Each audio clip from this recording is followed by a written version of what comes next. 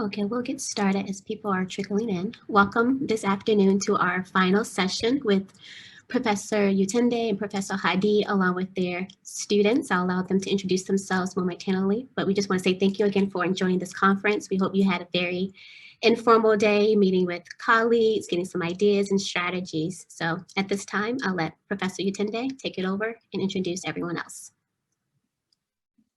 Good afternoon. I'm excited to be here, and thank you for accepting us in this workshop. Myself with Professor Hadi, we are both faculty at Wentworth, and it started sometime in early 2020 when we were having lunch, or I think at the cafeteria. I can't remember, but we were just talking about what we can do, and this idea came up about, I said I do game. He was like, he's been interested in making game to help his students learn engineering concepts, and we started brainstorming, and then we were able to get support from Wentworth with the mini grants to work on a project together. So we have this project, and while we were working on that project for civil engineering game, which was presented earlier today, we had some co-op students work with us, and we then COVID set in, and we were now thinking about like we were on compulsory spring break that extended forever, and we had to look at other potentials that we can work together, since we're no longer physically on campus, and our students, we have so many co-op students that they didn't have a place to work, and we needed to give them projects to work. So we looked at these opportunities and the coincidence of having COVID and helping people to deal with it, which was very challenging. And we thought about, since we're already making game, why don't we explore games that can also help to create awareness about COVID? This is very new to us. Nobody thought things like this will ever happen in the world. And so people are not prepared for it. There is no database. There are no games helping people. There are nothing that people can hold on. So everybody, the health sector, the education sector, people are just building things from the scratch. So we were like, why don't we build game? And so that was how the idea came up, and we worked with our students then. Over time, students, we have had iterations of the game, as we will later share with you. And students have worked with us, transferring from one set of co-op students to another.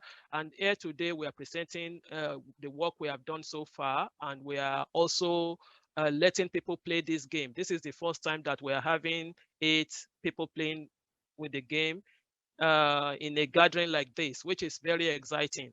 The game is still in development, not yet finished, not yet absolutely finished. And in this workshop, we know we will learn a lot, and that will help us to also improve on the strength of the game. But we are here with me. I have Professor Hadi. Can you just introduce yourself? Sure. I am Hadi Kazimiru Tari, last name super long. I teach at Civil Engineering Program, School of Engineering, and as Yetunde said, we started this project last spring. Started during lunch, so lunch is the best meal of the week, of the day. So yeah, and Johnny Ho is here. A shout from Johnny. Hello, I'm a computer science major at Wentworth, and I'm probably the main programmer on the preservation game. Frankie. Hello, everyone. Junior at Wentworth. Me, Johnny Ho, and Jacob are on the preservation game. Nice to meet you all. Jacob is here too.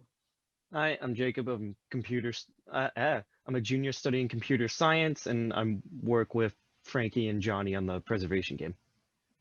Calvin. Hi, I'm Calvin. I'm also a computer science junior. I'm working on the Watch Out game and one of the co-programmers and the primary map designer and developer. Wally. Hello, I'm a comp sci junior. I work on the COVID watchout game. One of the programmers on there. Yes, that's exciting. All of us working together, and with the support of these students and the previous students, we have been able to do amazing Calvin things. also. Calvin, I thought Calvin, yeah, is Calvin, you introduce yourself, right? Yeah, I've already introduced myself. Yes. Okay. So, yes, like I mentioned, the idea is to do something fun and something that will also help to contribute to the global fight against COVID. And so, our research is still in prototype and our study on this game. So we want to like teach the causes and effects of these diseases by using a unique way to deploy the information, and that is by using game. Game, of course, globally has been seen as something that is has the ability to engage people for a long time. They keep playing, and because of that, one way or the other, because they do the same thing over and over again, it's easier to remember concept without even knowing that you are learning something. And so have it in a visual manner to make people have a way of playing. And most importantly, we want to convey the message about COVID, how people can help themselves to be safe. And so we want to, like I said, to capitalize on the strength of technology, which of course we all have it at our disposal. With things going this way, social distancing, the more, I mean, people are far apart, but we want to take advantage of the fact that we can play together even when we are far apart. We can use technology, and at the same time, you play game, which has the ability to engage audience, to make sure that you grasp concept by doing it repeatedly and loving what you are doing. And so make sure also that it is widely available. And shortly we all will play the version of the game that we will share with you. And that is the ultimate goal, to make sure that by the time the game is finished, we have it freely available for the global community to keep playing it. And as we all know, many people have been affected by this disease. So we want it to penetrate the globe as much, the global community as much as possible. My family was also hit by the disease last Thanksgiving. And that was a time I said, okay, I must be aggressive on making sure that this game get to everyone, including kids and adults, because we have two games actually. One is targeted at adults and the other one is targeted at kids. The preservation game is a game that adults have to use some strategy to understand how to manage resources in the midst of a disaster like this, with COVID disease in mind. And Watch Out is targeted at younger kids to maybe middle school graders and below, to play, so that they can also start to grow to understand the concept of social distancing and wearing masks and things like that. So the basic design, we want to have a rough simulation of the COVID-19 disease, and so that when we have it in such a way, players are able to repeatedly do an action by loving the game. So we are looking also at the opportunity of your contribution, so that we will understand better what is fun and what is going to make people to be engaged in this game, so that they can play it multiple times. The ultimate goal is, like for the kids game, for them to love playing it and naturally know that social distancing has come to stay with us, and it is going to be for a long time if we must all fight to kill this virus. Social distancing, wearing masks, washing your hands, and all the things that we're learning during this period. So during this period, we were able to look at the CDC data, guide ourselves with all those things on CDC, and we were able to also find a way of simulating it in our game, in the preservation game, and also in the watch out game, the kids game. So, but we are not saying this is going to be like replacing serving the purpose of giving you health advice or medical advice, because we expect people to still get it from the experts. but we are trying as much as possible to mimic what is going on in the real world, like the transfer rate of diseases when you do the wrong thing, how these diseases can spread fast. So we are trying to model it in our game, but we still encourage people to make sure that they don't rely on this information when it comes to health matters. The experts are the doctors, the experts are the hospitals, and a lot of information can be found at the CDC website. So this, I will hand over now to Jacob, right? Jacob, to take over from here to talk about the old and new version of these games and transition, so we can all go ahead and play both games after telling us so far, because a lot of credit go to these students. They have been working. We teach them to program, and we are proud of them, because what we teach them, they are investing in this kind of things. Yeah, so this is a couple of screenshots from the version of Preservation that me, Johnny, and Frankie inherited at the start of this co-op. It is kind of rudimental. We kept a lot of the basic concepts and ideas behind a lot of like the policies and the game itself. Yeah, new version, please. So this is the updated version that we currently have of Preservation. We've completely revamped a lot of the policies, some under the hood stuff. We've added mechanics like there's now a money feature. There's more trees involved. There's a bit of a tutorial that pops up, and now, instead of being turn-based, where you press a button and it will go to the next day, it runs simultaneously with real time and runs continuously. Praveen. Yes. So I will talk about the Watch Out game, which is the game that was meant for younger audiences. The state that we were given it was more so of a pre-alpha build rather than a sort of game with any ideas behind it. The basics was that you had to stay away from NPCs within a certain distance, and you just run to the end of the stage. That's it. So in the new version that we have it now, new version, please. We decided to change the concept of the game of just completing levels into a role-playing game, in the setting of that you are a child and trying to complete tasks, your daily tasks, and get through COVID up until you're vaccinated. And this is examples of screenshots of interacting with other NPC characters, staying away from general populaces, and also an item shop. So since we thought that would be best way to incorporate more information. And so from both of us, both groups, we've learned about how fast the virus can spread during a pandemic and the rapid rates of infected can grow. Measures on how we can reduce the spread, and also especially ways on how we can engage younger audiences and try to get them to learn about some real world topics and get them to retain that knowledge.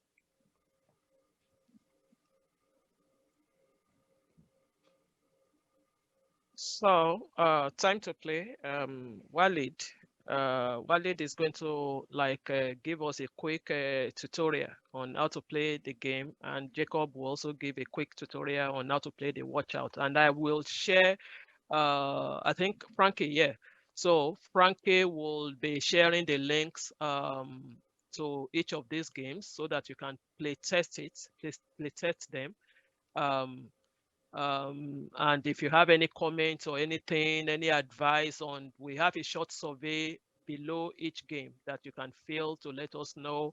Have your suggestions, they will be valuable, just, simply for the purpose of this research to help us improve on the game. So over to you, Walid. Do you want to share your screen? Yeah, I think I need you to stop sharing the screen first before I can share.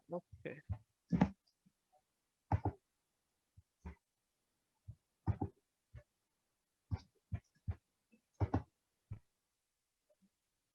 My screen's up.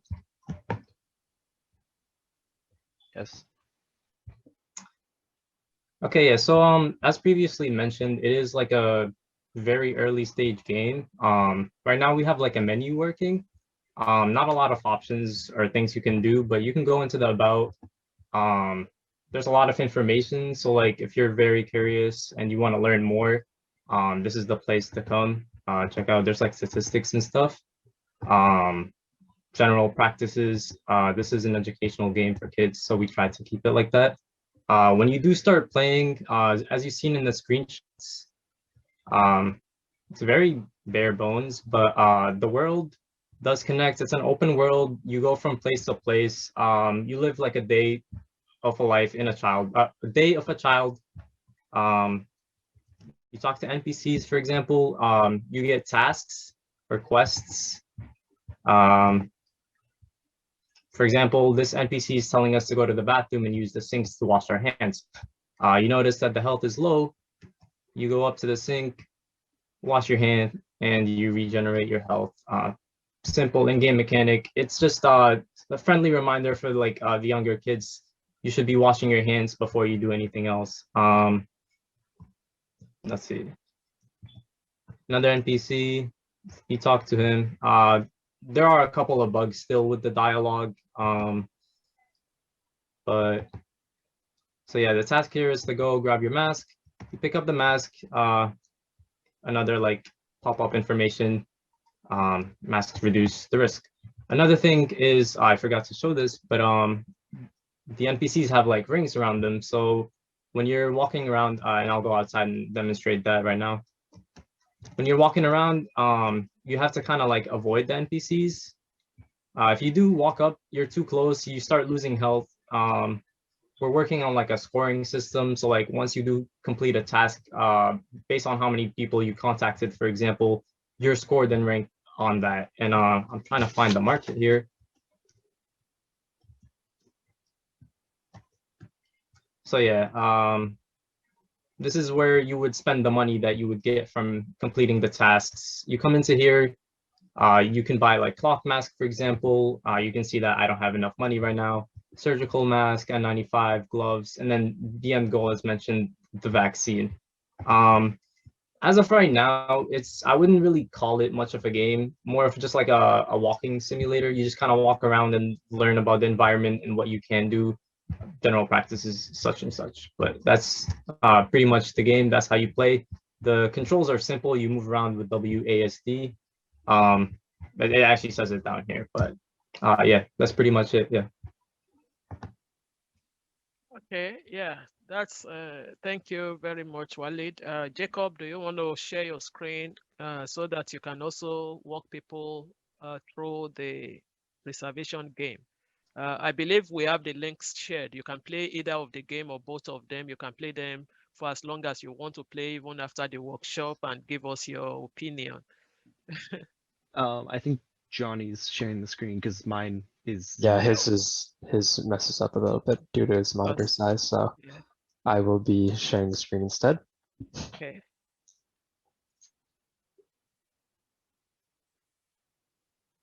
Alrighty, so here's our preservation game. This is just the main menu. You can change music and stuff. We also have sound effects, but we decided to disable it because we're having some issues that it's piercing the ears right now. So we decided to disable it for this demo. So you can press play, you can enter a name for your save. It doesn't really matter what it is. So I'll just put S. Here you can choose the different difficulties. Ideally, in the future, we want to replace this difficulty selection with selecting different cities so that you can more accurately play through different cities situations. So you can have more accurate information.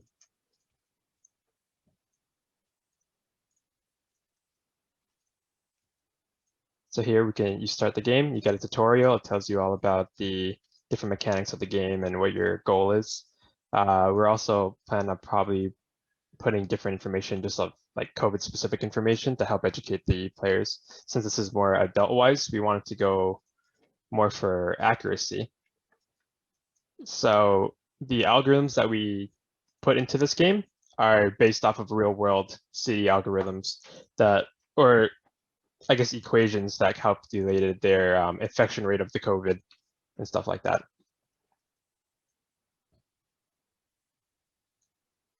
So here's a policy menu that we have. You can pass different policies, maybe enhancing your hospitals, or if you go to things over here, you can fund vaccines and stuff to help manage your city and pass different policies to help stop spread the COVID. And each of those policies have a consequence on one consequence or the other, positive or negative, based on, for Yes. example, there are some actions that can affect your popularity index. And there are some actions also that would cause more people to die, or more people to at the expense of some other things. So it's also a strategy game. So it's also another way of looking at it is like it helps you to balance resources and use strategies to optimize and to maintain a balance, to create a balance when you are in the midst of disaster like this. Trying to open up your city and trying to make sure also that people don't die. So the main goal in this game is that your main goal is to keep everyone healthy. So once you have your whole population become infected with COVID, then obviously you lose. And so you have to, again, what Folajimi says, you have to manage a lot of the stuff. So ideally, in the future, we don't not currently have this implemented, but when you pass certain policies, your population might get unhappy due to like certain restrictions and stuff, like closing restaurants and having to forcibly put on masks and stuff. So due to that, your happiness percentage of your city may go down, and the lower that is, it makes more random events pop up. So your people may riot. Some of your policies may just not go through because people are unhappy with your policy, so they aren't willing to follow it. Your income might also go down. It might also cause some of your population to move out of your city. So then you lose more population, so you might lose faster. And we have many things like that. But it goes the other way around too. So then if you're very happy, maybe more people might move into your city, which then puts you at higher risk as well. So you have to balance it all. So that is what we have for you. And if you have any question for us while playing the game, we are happy to answer your questions. We appreciate your time here. Professor Hadi, if you also have anything to tell the audience. No, it was fun for me actually working. There was another game. We presented that one in the morning. That was about fluid mechanics course, which is a common course for civil engineering and mechanical engineers. Well, that's a fun game too. It was fun for me working with our computer science students. I might switch my major too, honestly. Computer science is so fun. So yeah, so I just want to thank you all, the group, students, and Professor Folajimi for the opportunity. I learned a lot from them. Yes, thank you all. We are happy to answer questions. Thank you, Kiana. Thank you, Tess. Thank you. I'm looking forward to playing the games. I opened both links, so I'll play them at some point today. Any other questions? Or Then I'm gonna put the link for the fluid game here too. If you want later on, Tess, you can play that one too. Thank you. I'm gonna put the link of the fluid mechanics book too. You gotta study that. You just increased the barrier to entry. So the last one is the fluid mechanics game. Okay, got it. Yeah. So I guess my question to the students is, what was your favorite part of this learning experience? I was gonna say, do we want to go around with that? Yeah, I can start. Can I start? Yeah, you can start. Oh, okay. I was just gonna say, I haven't done any real game design before, and I think when you apply learning new things, it should be on something that you're also interested in. And so it was a good combination of learning from my peers and from the professors too about how to go about things. So I think just the whole progress of seeing like our progress and then also the project itself. I like the topic, so. For me, it was being able to get more practice in like Unity and programming, and kind of while being under the watchful eye of the professors, still having the creative freedom to do, kind of take the game however we wanted, and just kind of explore what we can do. I was gonna say I agree. My favorite part is definitely the freedom we've had with the project so far. Pretty much whatever idea you have, as long as it's good and you can do it, you can go out there and do it. So I really like that part.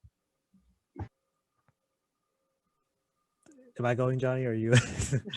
Yeah. So I definitely agree that the creative freedom that we had, especially with the base that we had had plenty of opportunity to go anywhere we wanted with it, and having that freedom to consider like what would be best for our audience, and also being, for me personally, using Unity is definitely a new experience, and using a new sort of programming compared to what programming styles compared to what I'm used to with scripting rather than overall just programming with one program.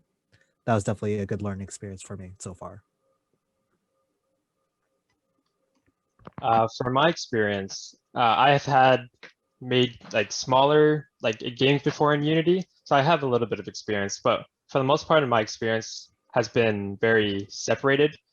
I've just been testing a bunch of like separate things, different mechanics, but very individual. So I haven't decided to like put everything into one project to make it. So working on this has like made me have to focus on this one thing and like only improve on this one thing. So it's definitely helped me.